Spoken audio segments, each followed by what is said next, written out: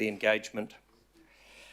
Right, we've had one request and for local board input, and that was deferred. That was from the Henderson Massey local board. It was in regards to the Clover Drive blue-green network, and that item has been deferred to the February meeting, so the board have agreed to come back at that time. There are no items of extraordinary business, so the first item on the agenda is the report on the time of use charging and program update. And as the team just comes forward, can I just, I guess we were late starting today because we had a number of people wander in late. We received one apology for lateness. It's sort of, I find sort of a 15-minute lateness is just, we've known for a million years that our meetings start at 10. And I do note that the three that travelled the furthest were here. So thank you, Joe, for your apology for lateness. Just a little reminder, it's one of my little things that I like. So anyway, yours. Good morning, Chair, Mayor, Councillors, Members. My name is Graham Gunthorpe and I'm the Program Director for Time of Use Charging. We have a joint Auckland Transport and Auckland Council team. With me, Hamish Bunn and Chris Gulick, who are leading the policy work, and Michael Roth, the Auckland Council Lead Transport Advisor. The purpose of this item is twofold. First, to update you on program progress, including the legislative development process and upcoming substantive advice. And second, to seek your endorsement to prepare a select committee submission for future approval by yourselves. We last reported to you in June of this year where you endorsed the scheme goal of congestion reduction and you noted the work program and intention to begin engagement activities. Since then, there has also been a government announcement about enabling legislation and a planned select committee process, which I'll go into more detail. The purpose of this current stage of work was to place Auckland in the best... Oh, thank you, Michael. It is the intention to place Auckland in the best position to understand the benefits and disbenefits of different policies and scheme designs, including the operating structures and technologies.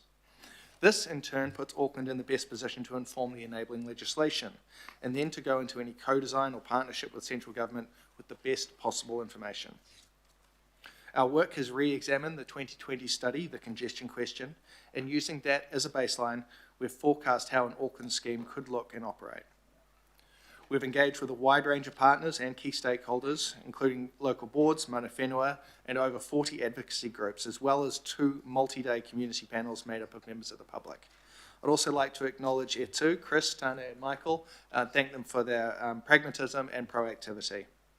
I can confirm they will be part of the key stakeholder reference group, along with a range of other stakeholders from the community, representing everything from logistics, unions, disability groups, business groups, and so on.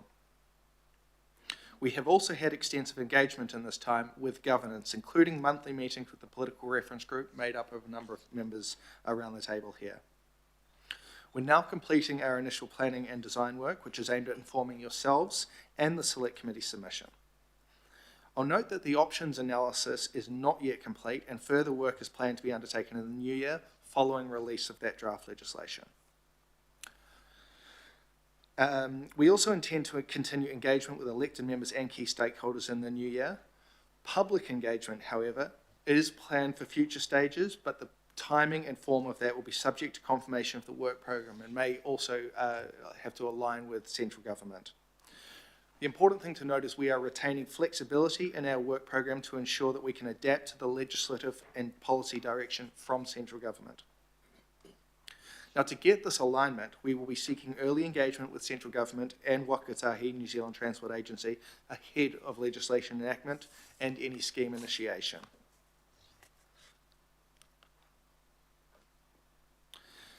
So in August of this year, the Minister of Transport announced enabling legislation was being prepared with the intention of release in late 2024 and a select committee and enactment in 25. The preceding cabinet paper included a number of policy positions which we'll examine in more detail in our next advice to you. Now, the exact timing of release of draft legislation at select committee is still to be confirmed. However, we expect to come back to you with advice in early 25, and that advice will include 4 key points. The emerging policies for an Auckland scheme, independent of central government direction, a summary of the feedback of engagement from partners and key stakeholders, including their views on some of those key policies and principles, analysis of how our emerging policies align with the draft legislation, and finally, recommended content for a select committee submission. In future meetings later in 25, we'll bring you more information on option development, as well as work program and how we're proposing to work with central government. Now with that, I'll close and hand back to you, Chair, for questions. Thank you, Graham. So questions? Shane? Thanks, Chair. Look, I'm just a little confused about when the public will be consulted. I wonder if you kind of step us through it a little bit. So we're proposing enabling legislation to go forward, and it's only after that that public will be consulted? And is that a government process or an AT process? The cabinet paper proposes a co-design process with NZTA as, quote, majority partner and design lead. We believe we will need to collaborate with them in some shape or form, and we want to make sure that any information that's put into the public arena aligns with what central government direction is. It may be that public engagement does start prior to that. We just don't know at this stage. So it'll be designed up and then we'll go to the public. Is that the process? I don't think we want to premeditate what exactly it will be. We certainly want to have public engagement at multiple points throughout the process, but we're going to have to see what the draft legislation and that co-design process is going to have. Anything you want to add?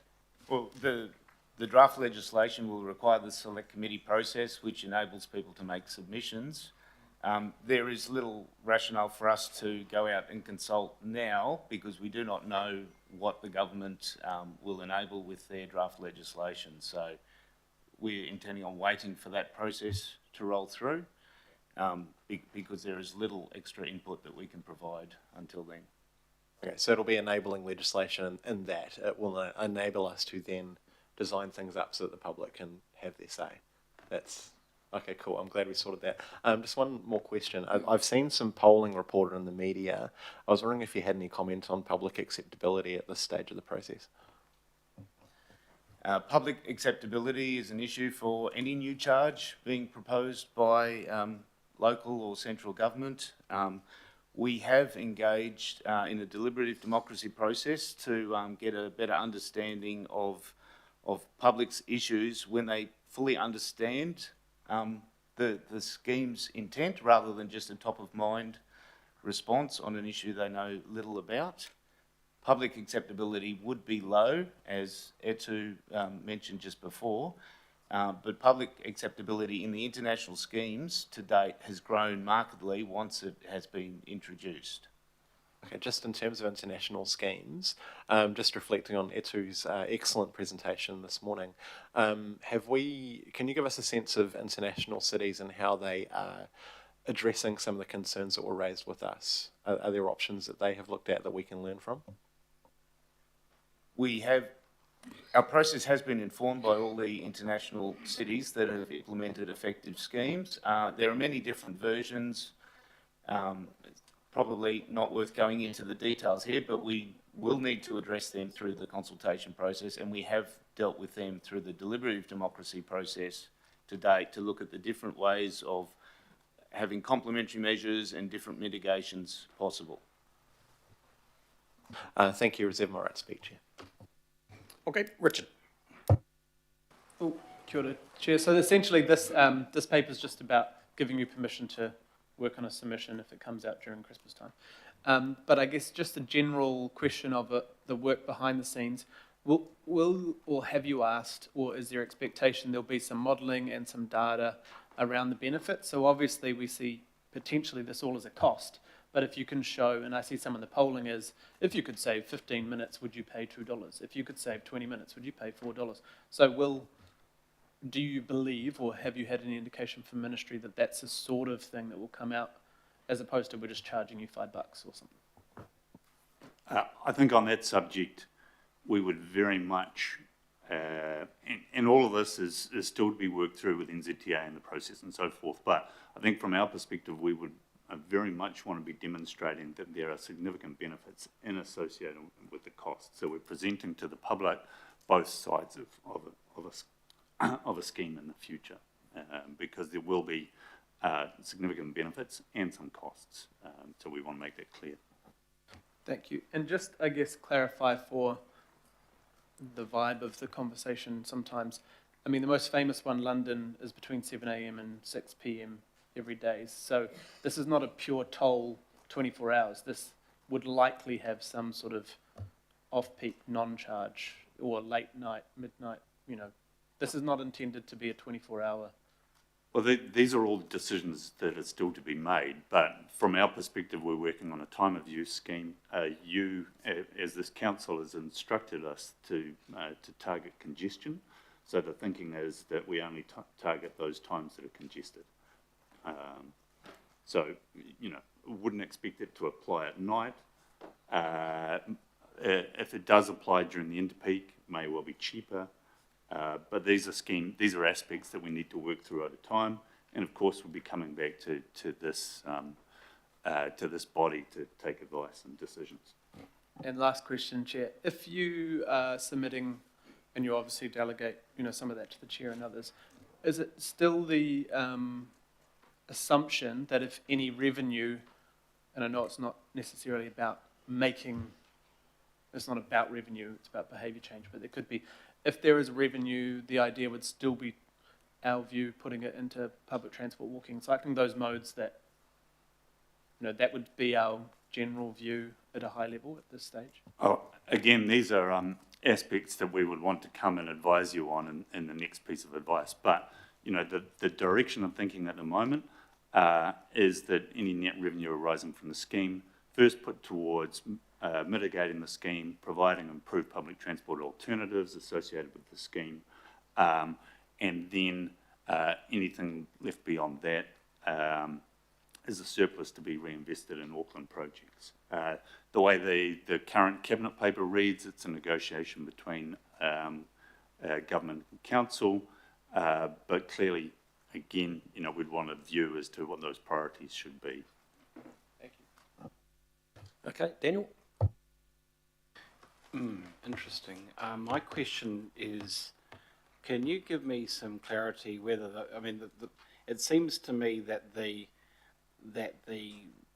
polling and deliberative democracy discussions appear to be under this scenario, would you accept? I'm curious to know if any of the inquiry goes along the lines of, under the scenario, can you afford? Because you were talking to a group of elected members who are all on high salaries, but I've just heard from an organisation that represents constituents of mine who are on low salaries but would pay for it.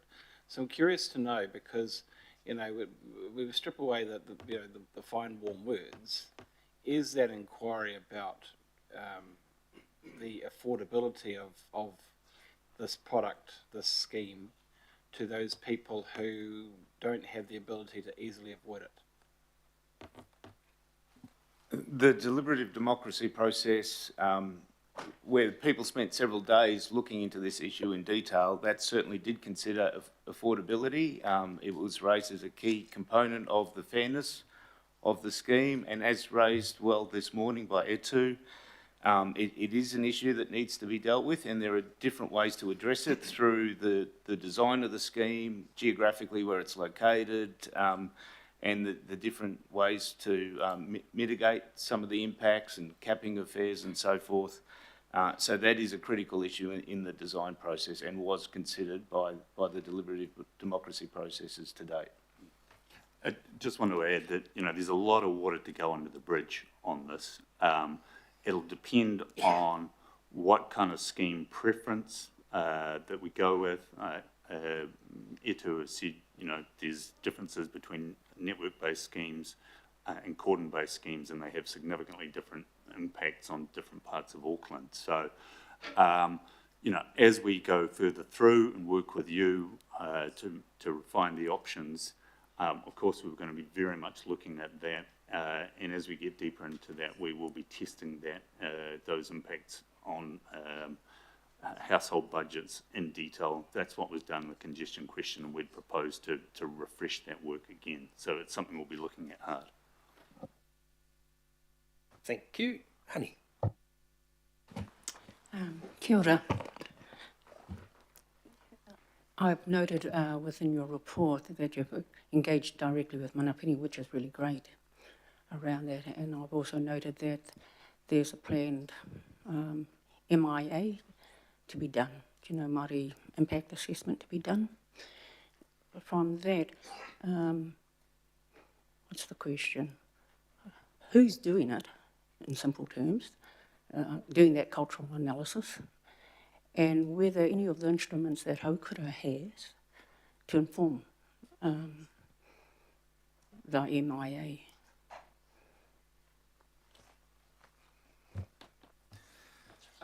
The party that we use for the MIA is yet to be determined. One view from Mana Whenua, one person in Mana Whenua Hui, was that we work with the Mana Whenua Hui to actually make sure that the parties that we do use are acceptable to them. Another view from Mana Whenua, excuse me, is that each iwi is treated separately and an impact assessment is undertaken for each. No decisions have been made as to any of these, but we're certainly taking Mana Whenua views to heart as we design this process.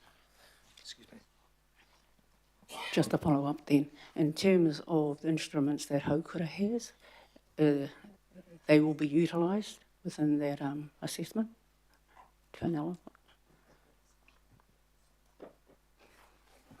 Apologies, I didn't hear the question, but of course we'll be working with the Independent Māori Statutory Board in defining how we tackle that analysis going forward. That's good to hear. Ken? Thank you. Is it proposed in any final resolution to make it that councillors can't claim any toll they incur as part of their travel expenses in the light of fairness to everybody? Is that going to be in the, are we going to put that in there, Mr. Chair? We're not at that level of detail. I think we should get there fairly quickly and then we vote. Thank you.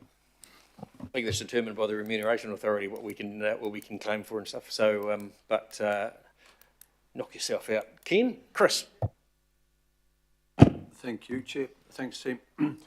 So, can I just examine a risk that I see is it's not looming, it's present now, and that is there's an expectation that we track towards time of use charging with a newfound determination to make sure that the complementary connections through public transport and active transport are invested in and arrive and give that choice, give a real choice to the workers that we've heard from today and all the people of Auckland.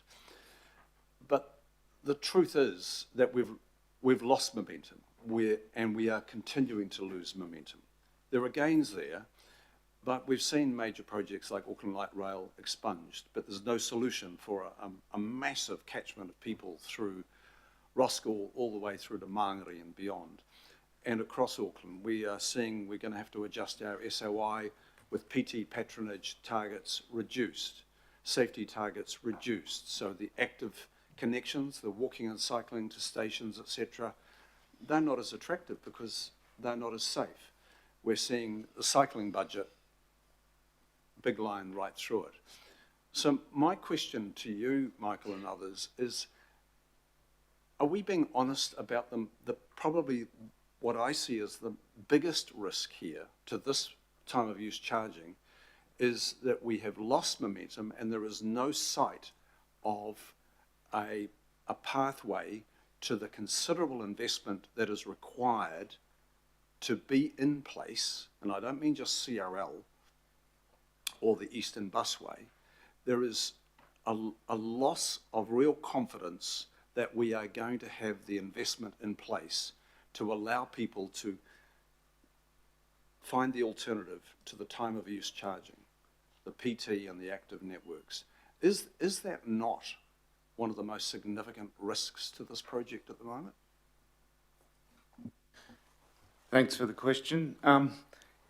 We have to design it in the context that we're in, but I think it's unfair to portray that we've lost momentum. City Rail Link will be opened in 2026. That is a substantial improvement to the rail network of Auckland. So it improves people's ability to get to the city centre in particular. Eastern Busway will also be delivered around that time frame, and there are other public transport improvements being rolled out. But that is clearly a challenge. We need to maintain momentum in improving public transport in particular, so that as many people as possible have reasonable alternatives to driving, so that they can change their travel behaviour and reduce the congestion. Okay, Okay, John. yeah, I'm not, so do you recognise that, I mean, I know that the CRL is going to be a game changer, but it's not going to be a game changer necessarily for all of Auckland. Like, if you look at the catchment of... You got a question in that, Chris? So there's a lot of opinion and stuff. You rip a question into it? Yeah. So, is that being identified as a live risk? Because we are tracking differently to how we were. Now, I want to get a sense that we do have our eyes on making the demand of ourselves and government that if we're going to get time of use charging up and implemented, that there is an expectation that we bring a whole new energy to public transport and active transport. I want to get a sense, because I see it as a major risk. Now, I hear the reply there, but I think it's trying to, respectfully, Michael, I think it's trying to smooth our way into time of use charging and not face that risk. Through the chair, the answer is yes, we are tracking reliances on other projects as a risk. CRL is a very important one, Eastern Busway, and the billions of other dollars of capital infrastructure and service improvements we're doing around the region. As for longer term projects that may impact how we look at future stages of this, but we are modelling and analysing off what we know will be happening. As more changes come to light, we'll have to include those. However, there's only so far in the future we can look. We're trying to deal with the here and now as of a couple of years away. Okay, thank you. John, online. Yep, thanks, Mr. Chair. Two questions. One goes to the comment Hamish made as far as the fundamental premise for this work to address congestion. I'm just wondering to what extent, if any, there's an awareness of the different nature of congestion in different parts of the network. So, for instance, this work from home, practice that's pretty well established now is resulting in some quite different travel patterns on the road. So, not least of which, in the area I represent, for instance, is where Thursdays and Fridays are considerably lighter. In fact, it could be argued that there's not congestion at the peak times. Saturday in the weekends, it can be a lot more congested than weekdays. So my question after all that is that if the premise is that this is addressing congestion on the roads and by introducing time of use charging, the assumption must also be made, I assume, is that if there is no congestion, then there should be no charging. Is that a reasonable assumption? And that in order to establish that, particularly in light of some of the changes, there would have to be a closer look at what's happening rather than just the view that the working week is all the same, or the 7 days of the week or 5 days of the week or whatever are the same. There's a question in amongst all that, Mr. Chair. If the question is that a reasonable assumption, then I think the answer is yes. We, of course, need to balance this against kind of simplicity in whatever scheme that we've got.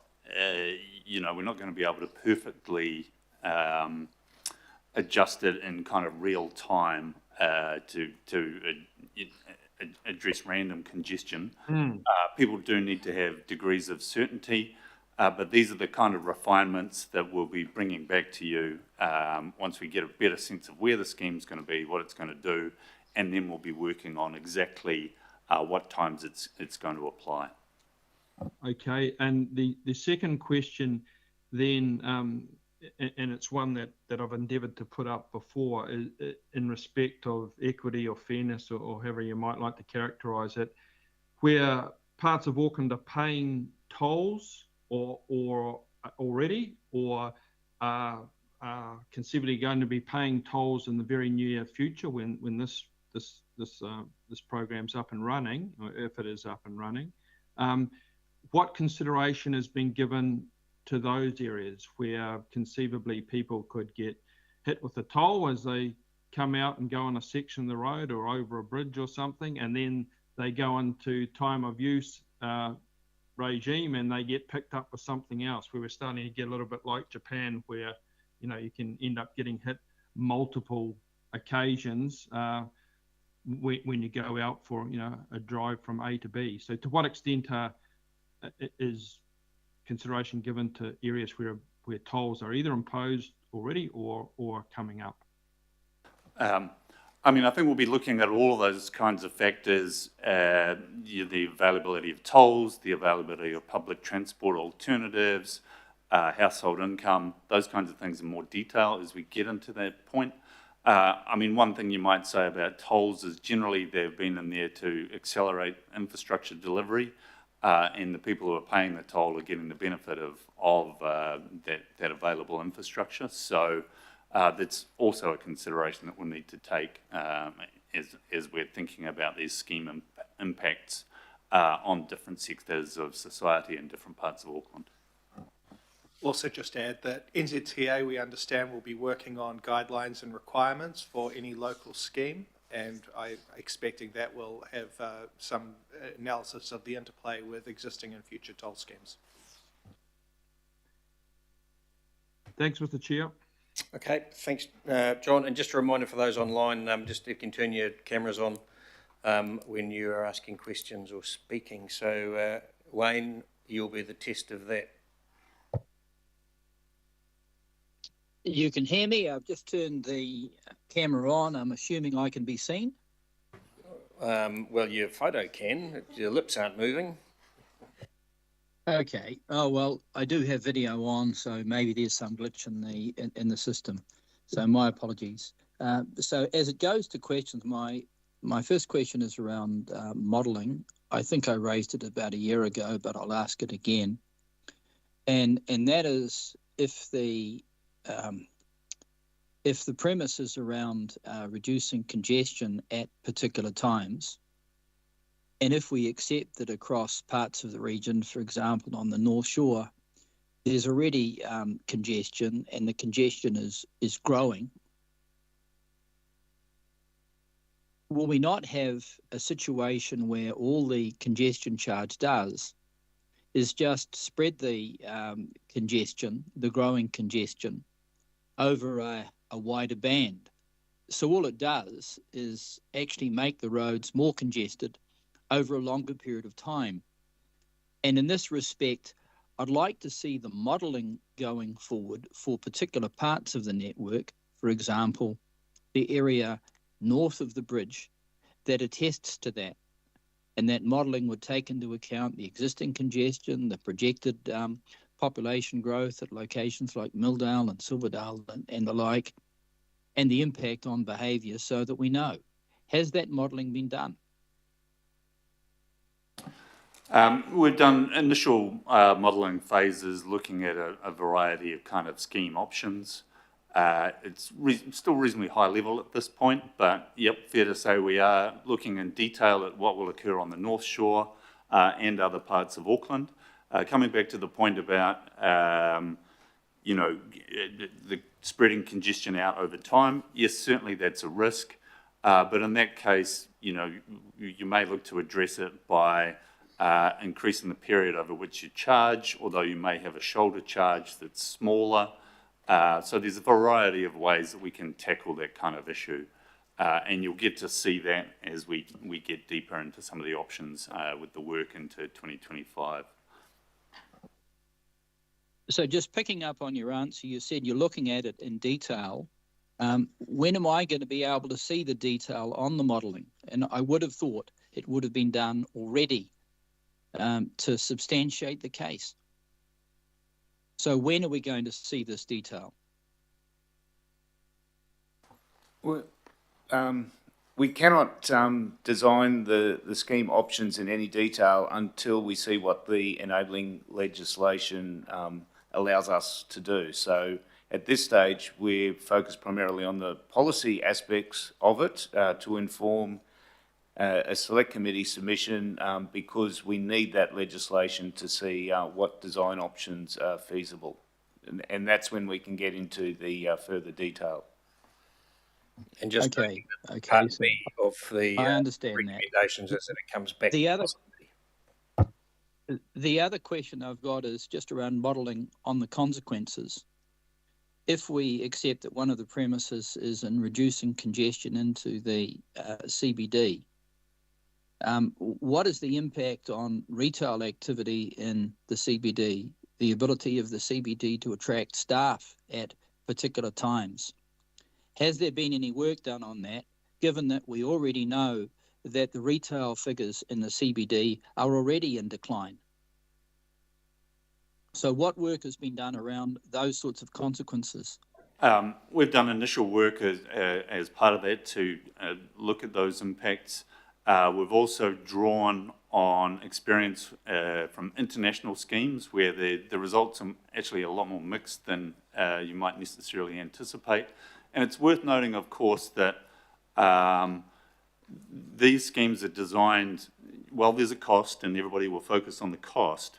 These schemes will also deliver significant time reduction benefits. So, you know, the city centre will, or whichever areas are charged, will also receive significant improvements in accessibility to those locations, at least in terms of the time it gets to get there. So we're well aware of some of these concerns about potential impacts on retail, and we'll be working them through in more detail as we go forward. But yep, it's a point that we're thinking about.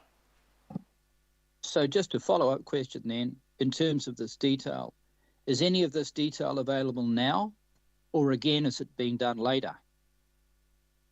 And what detail is available to me now? We're looking to come back in parallel with the submission, but we want to wait until the legislation has been available. Until we've got a clearer picture of what that legislation is looking like. You know, we're reporting to the board, we're reporting to the reference group as well, but there'll be opportunities into the future as we work through this. So is the short answer then that detail is not available right now? Is that what you're answering? Not as of today, but we'd certainly want to, once we've got a better sense of what the legislation looks like, begin to brief councillors into that information earlier next year. Okay, and the last question I've got just goes to your mention around other schemes. My understanding is that the majority of schemes where time of use charging has been put in place have failed. Is it possible to have some information around the multitude of locations where things have been tried, or they haven't worked, or they haven't been as successful as they were thought to have been, and in arguably simpler situations than Auckland? I can advise that every congestion charging scheme that's been implemented internationally continues to be in existence. They are all deemed successful. The only schemes that are unsuccessful are ones that do not actually reach implementation. And happy to provide advice and respond to any detailed questions, Councillor Walker, on those international schemes. Okay, I'd appreciate that if you could get back to me on that and those that didn't go ahead. Thank you. Thank you, Wayne. Chris. Oh, thank you. My question, and I'm asking in the context of the work that has been undertaken by yourself, you know, Hamish and Michael and others. thus far and the work that I've been involved in with the reference group, and we don't know what we don't know. So we haven't seen the legislation, so it's really hard to anticipate how we can submit on that. But can you confirm that in all of the work that has been undertaken thus far by the reference group, there has been no briefing to give consideration to revenue?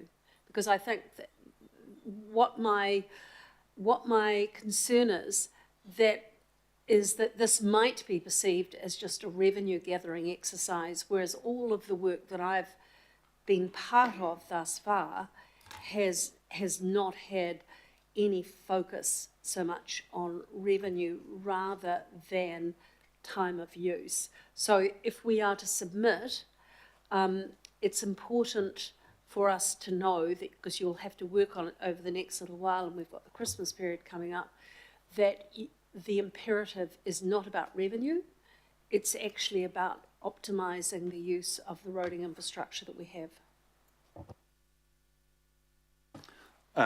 Yeah, absolutely. I mean, this committee or its former version was clear to us that the primary objective of the scheme is to address congestion and improve network performance and throughput. That's consistent with what we've seen out of the government in terms of their direction in their cabinet paper. So there's great alignment there. That's where we're focused. There are questions, obviously, about if there is revenue, what would we do with that?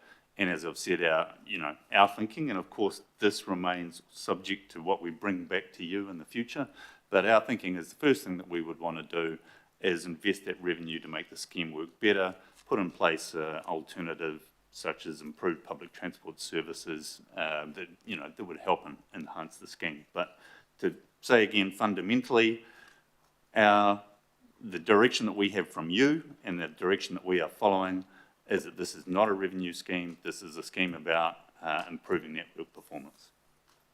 Thank you. Okay, no more questions? Oh, thank you, team. There's been a lot of work going just to get to this point in time, and we're at the start of a journey, so we're reliant on what happens in Wellington next. So a lot of work done to put us into this position. So now we just sit and hurry slowly, as they say. So thank you. To step back. So any discussion on this? Yep, Shane. Yeah, thanks, Chair. Look, I'll be brief because I've shared some of the sort of concerns raised with me by my constituents in previous forums. I just wanted to kind of give the shout out to the public input this morning, which I thought was fantastic. The fact is congestion charging is a regressive taxation scheme. Poorer people pay more than richer people as a proportion of their income on this proposal. So we need to do something about where that charge falls, and I think that challenge should be accepted and worked on by us. There's also part that the urban design of the city has meant, and I've sort of raised this before as well, that poorer people are living further out from the city than wealthier people as a general rule. Not specific, but a general rule. The feedback I've got from my community are that cordons would be more acceptable than a network scheme because they're feeling like they're being punished for living further away from the city. And I totally have a lot of sympathy with that view. The other thing we need to think about briefly is that for public transport to be effective, it needs to be cheap enough as well as the coverage, right? And this is why we did things like the fare cap, which was a fantastic scheme. But I'm reading an article here saying public transport fares may have to increase by up to 70% to meet NZTA targets. That's the sort of thing that's completely unacceptable in a world where we are charging people to get into parts of the city. Right, we need to be working on those fares and making them affordable for people, and that's just not acceptable. At a wider level, we need to have confidence that any revenue that we collect will be put back in to make the network better for public transport, to give people more alternatives. So it won't be used to backfill, which is the kind of proposals that have been talked about around here. Climate Action Targeted Rate, we consulted on 10 new bus routes. Then we had people coming to us saying, actually, we want to use it for existing services and we want to redirect it and those kind of things. We can't have that. We need to be ring fencing any kind of potential income so that things are better for people, not the same, right? So those are just some brief things that have been raised with me by my constituents, so I kind of have a duty to share. But, acknowledging that we're still very early in the scheme, I sort of hummed and hawed about it because I do want to know more about the public acceptability I really want to know how people think about this, and I'm sort of not comfortable that we're pushing that back, although I understand the reasons for it. So look, I've been thinking about it. I think I will support it through today in the absence of further information, but again, I'm reserving my position until I know more from the public and the scheme. Thank you, Chair. Thanks, Shane. John, just camera on if you can, mate.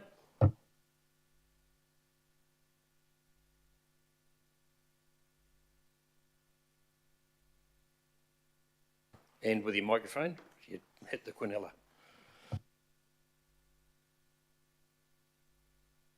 You're still muted, John. Okay, sorry. A couple of quick comments from me, and hopefully you can see my fine profile in the camera box there. Yeah, so understand absolutely that this is at the early stages, and that there's a number of matters to be addressed, obviously, and crucial ones that come about as a consequence of what actually ends up going through the legislation. Notwithstanding that, I think it is important to put on the record a number of certainly the thoughts or considerations that I've got, and are certainly coming to me through the not insubstantial part of Auckland that I represent, which is the biggest ward in the entire region in terms of population. Things are changing, and we know that COVID was a bit of a circuit breaker in that respect. And after COVID, there have been quite significant changes in the way people travel and how often they travel, and the effects of that on the network. So anecdotally, what I certainly observe on the northern motorway, which like other parts of Auckland, is very much congested at the peak times, are quite clear changes now in behaviour, and then it goes to the notion of congestion charging. In terms of some of the peak times, there is now not congestion. It's actually a time, depending of the week, whether it's a Thursday or a Friday in particular, there is quite a different demand on the network in terms of that so-called peak period. And then conversely, you sometimes get higher demand in times like during the weekend, and particularly on Saturday mornings. So it is a lot more nuanced than it was before COVID, when a lot of this initial discussion or work kicked off on time of use charging, and I'm assuming, I guess like everyone else, will be that that's factored in, because obviously if the fundamental premise goes to reducing congestion, if there is not congestion there, then by definition it is unfair to be charging people to be on networks where there is no congestion. And with the change in work from home phenomenon, you are getting people going in at different times, working for lesser parts of the week, and conceivably in the future maybe even extending more to weekends, which have kind of been sacrosanct to the state. The other point that I wanted to bring up goes to the cumulative effect of charges, because while politicians of various ilks are salivating at the mouth at the prospect of introducing tolls and other charging regimes, there is a potential cumulative effect here in certain parts of Auckland where people already pay tolls, and in some cases face paying further tolls as a consequence of new infrastructure, but in some cases new infrastructure where very strong arguments can be mounted that they're not really the main beneficiaries of. The beneficiaries is that the growth that enables elsewhere where people do not pay a toll. So that's also not quite as clear cut. I guess finally, Mr. Chair, and it goes to the presentation that was heard this morning, is that there are significant pressures on people and constraints on people depending on where you may or may not come from in Auckland. And as much as it's, there's a tendency to to malign those who live out in the outer suburbs. A lot of those settlements go back to just post World War II. So it's not a matter of new developments. These are developments that have often been there for 70 or 80 years. And then there's the other obvious corollary of that is that some of the most expensive housing is then closer to the city. So it's not realistic to expect people to, to avoid paying the congestion tax by buying a house in Ponsonby or a unit in Ponsonby, because that doesn't work either patently. So I guess what I do want to get across, Mr. Chair, is the notion that this isn't quite as straightforward as may seem to the advocates of this, and the other part of that feeds into that, of course, is the availability of options. And through certain parts of Auckland at the moment, there is the spectre of PT services being cut or reduced. So again, it's a little hard to go out cap in hand for a congestion tax where public transport services and alternatives are being reduced or compromised or are not sufficient to actually cater for realistic travel demands, which of course are not all into the city. Again, there's changes there. There's growth of light industry and employment hubs that aren't in the city, but may get captured by this congestion charge if they're on that network for a small part, even though it's arguable whether they're actually adding to the congestion as a whole. Certainly, if it's related to city-bound movements, so the placement of the collection point then becomes quite important. So, again, Mr. Chair, recognise that there is an imperative to progress this in terms of what will be coming through the Parliament, but also putting on the record that there are a number of considerations at play here, and this is by no means a slam dunk. Thank you. Thanks, John. I missed a step two and all the excitement, so I'll move with this. Is there someone like the second? Yes. Thanks, Chris. Okay. Josephine. Oh, thank you. I'm all right to support us preparing a submission to the enabling legislation. I suppose what's most important is once this legislation goes through, and then also the content of what our submission says. And I think it's been pretty clear to the officers who will be writing it up, the issues that we all have around equity. And I did want to state my concern regarding this kind of scheme, because if we look at Australia, and I don't want to use Australia as an example for anything, but they did look at congestion taxes like this, and they didn't support it because with the current toll system they have on their motorways, the ones who paid the most were the ones that travelled from further away from the city. So the concerns all raised here about your own communities that live far from the city paying more are warranted. And it seems like they don't have any particular equity measures to address that situation in Sydney in particular. They just have a rebate scheme mainly for sole traders and people that travel frequently on the motorways. And I know that particular area quite well because that's where my family live, and I see their decision making when they want to go to the city. They've got to pay extra to get into the city, so they've got to Google Maps to find other ways to get there, or they just don't go. So those concerns are very, very, very valid about the ones living further away from the city will pay the most than others that live close to the city. And I'm also concerned about this time of use, because the motorways are congested from 5 a.m. onwards. There's no one particular time when the motorway is clear, so I don't know how that's going to work. But anyway, that's further down the track when we do our submission. So, thank you. Thanks, Joe. Wayne, and just checking, mates, on the top of your screen, there's a little red thing. If it's showing red, you've got your camera blocked. So if you can have that click on, so we can see your smiling, happy face.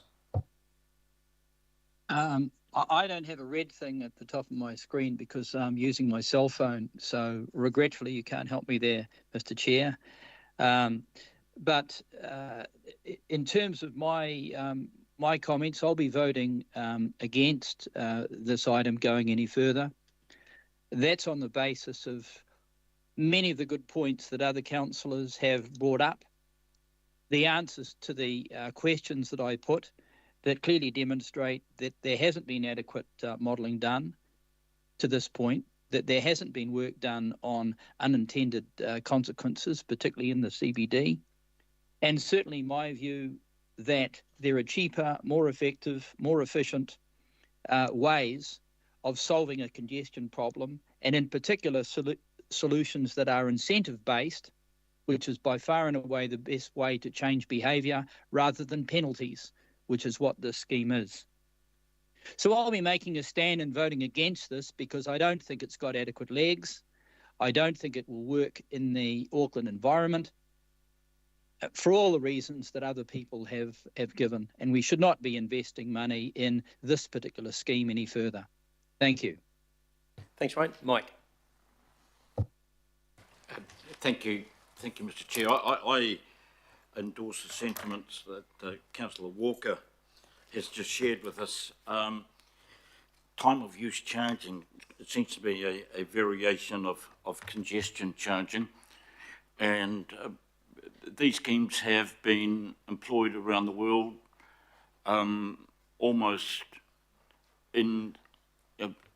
always in cities with successful operational public transport, which we can't really say about Auckland right now, despite the growing congestion on our motorway system and roads. Public transport has yet to recover the level of patronage it had back in 2019, despite the population increasing. So there's a failure there. And principally, I suppose we could sheet the blame home to Auckland Transport, but to be fair, I don't think the council has done much to intervene in any way.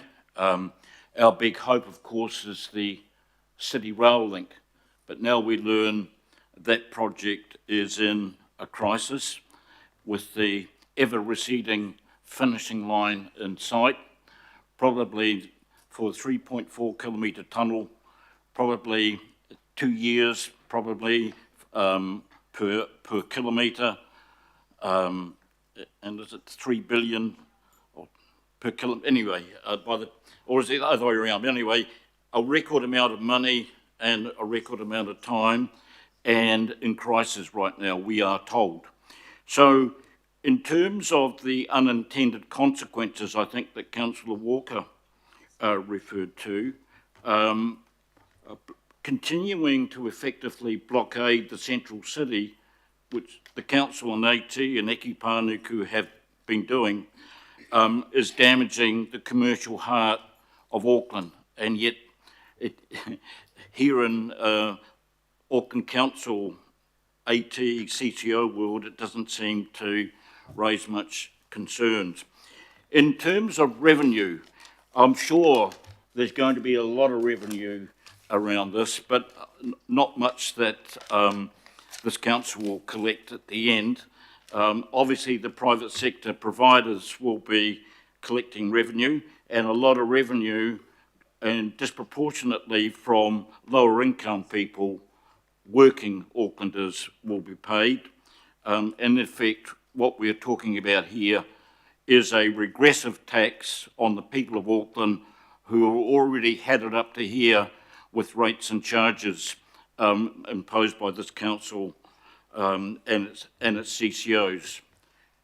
We have a significant increase in public transport fares coming up, and then we wring our hands about what's happened with why are our roads congested.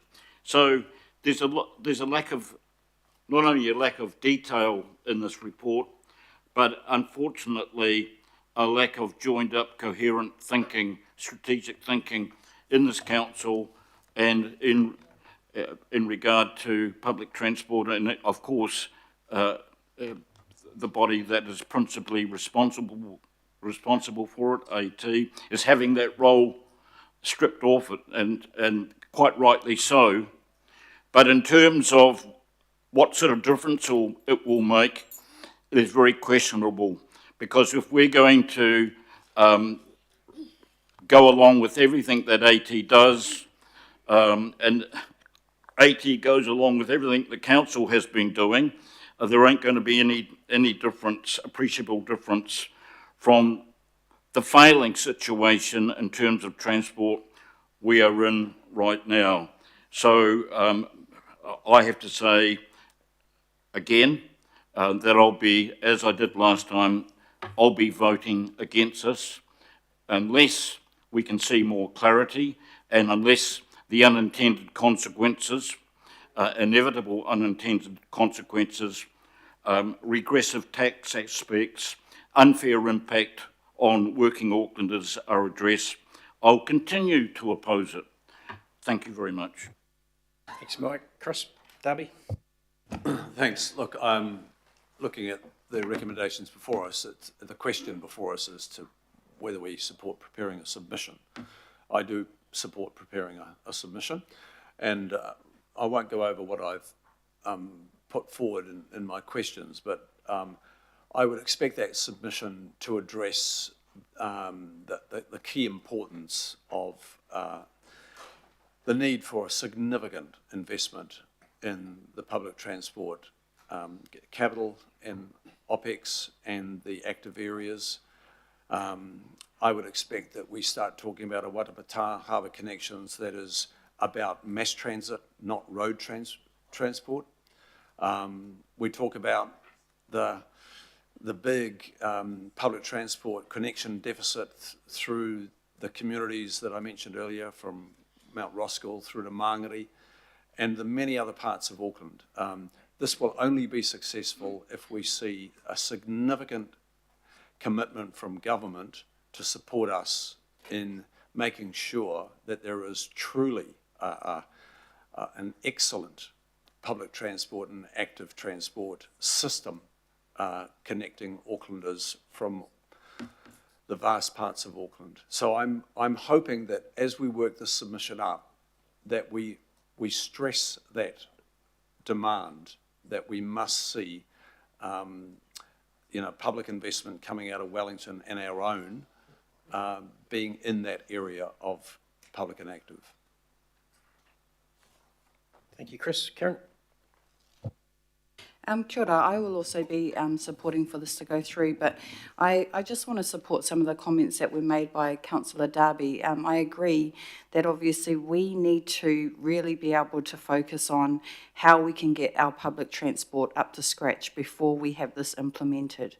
And I say that coming from someone who has lived in a city like London, who obviously has got the congestion charge there already. But what we do know is that that city already had great public transport in place. And from my perspective at the moment, we've got good public transport that's coming into the city, but not across the city. We've been able to get the data to show tagging on and off on public transport, but not actually the vehicles that are coming on in, say, West Auckland over to South Auckland, and be able to provide an alternative which would be cheaper and faster, or even around the same time for people to do. So that's my concern, but I will be supporting for this to go through today. Kia ora. Thank you. Julie? Kia ora, thank you, Chair. I wasn't going to speak to this, but noting, as Councillor Darby has pointed out, the purpose of the resolution is that we will prepare a submission.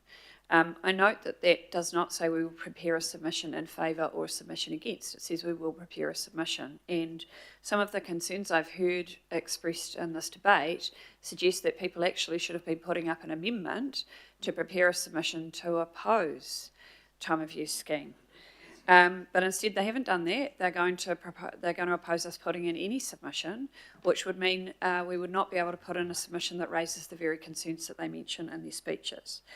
I think it's far better for us to be at the table to be giving input in this process.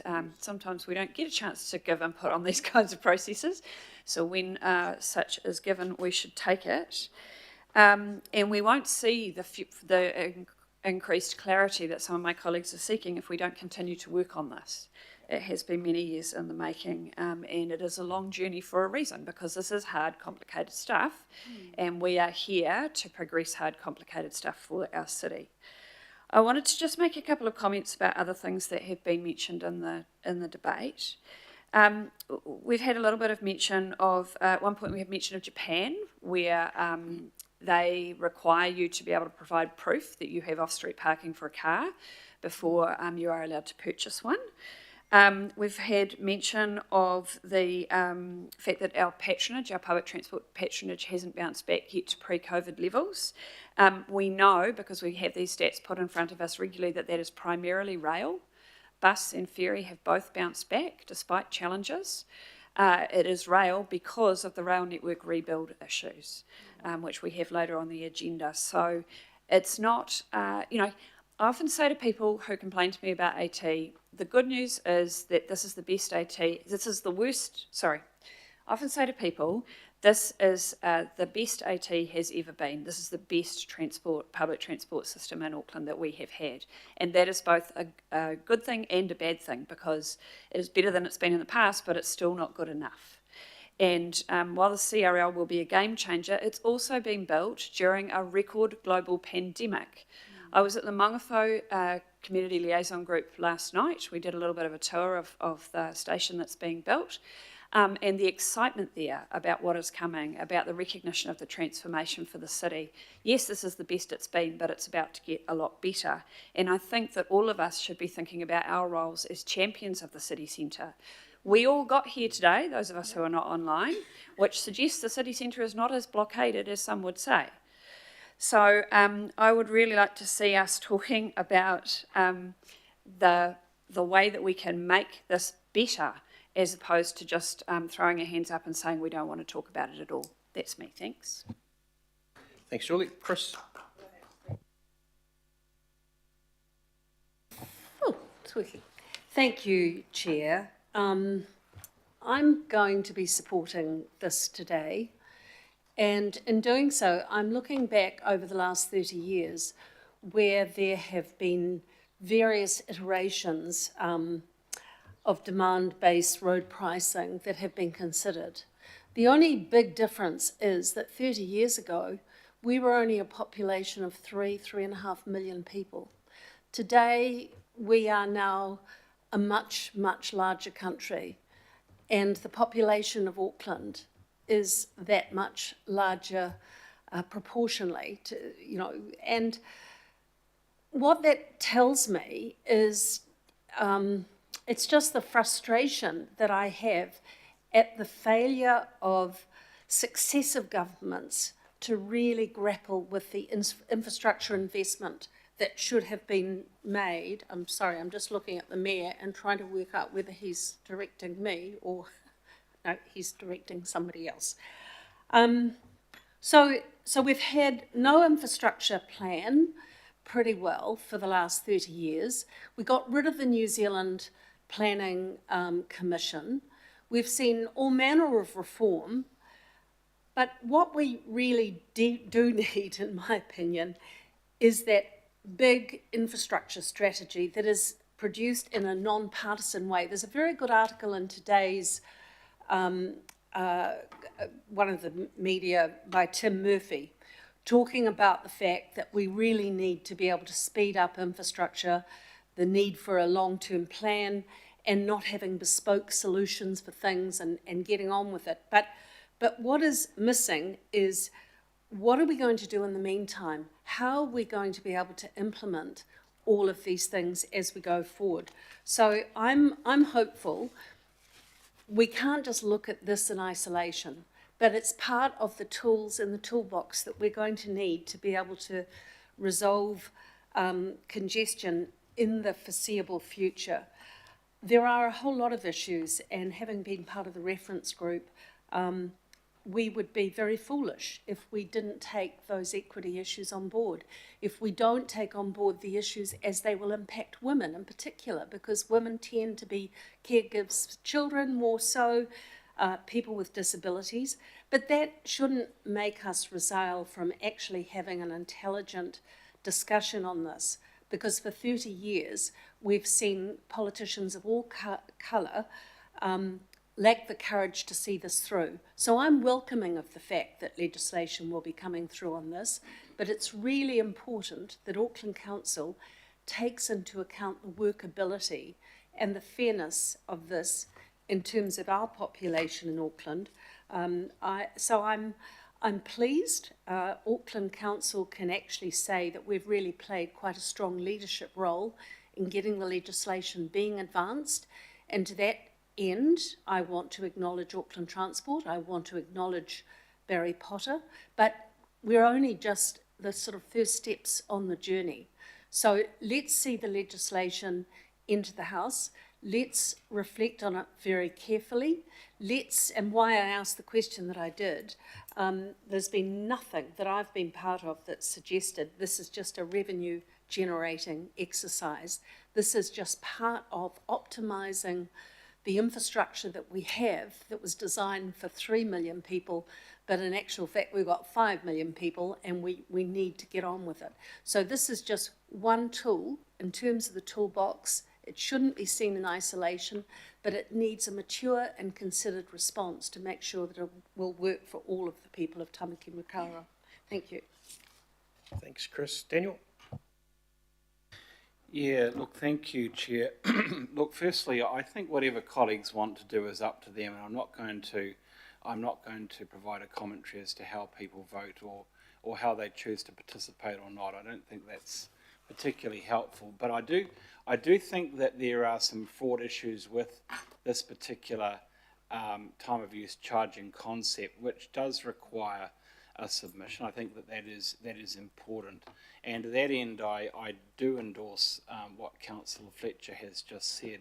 It will be very difficult, Chair, respectfully to Councillor Leone, for us to be able to have a comprehensive public transport network in place, operational, fully funded, and which can provide an alternate to private vehicle travel so as to avoid the impost of a charge. The London example is interesting. London has a population approaching 9 million. The United Kingdom has a population, I think, in the region of 65 to 70 million, and a balance sheet to reflect that.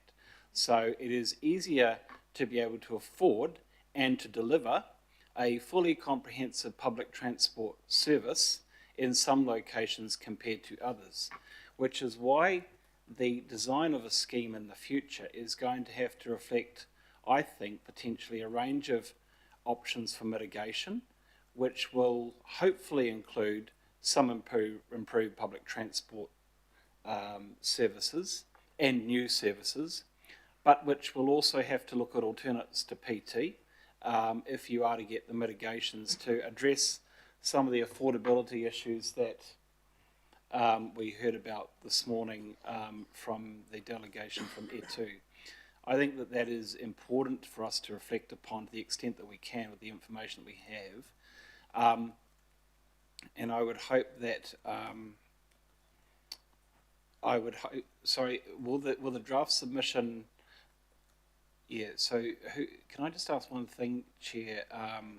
The draft submission, who's going to be inputting into that beyond the officers that are reporting? Is it going to have a reference group? How is that going to be addressed? Sorry, I should have just asked that question earlier.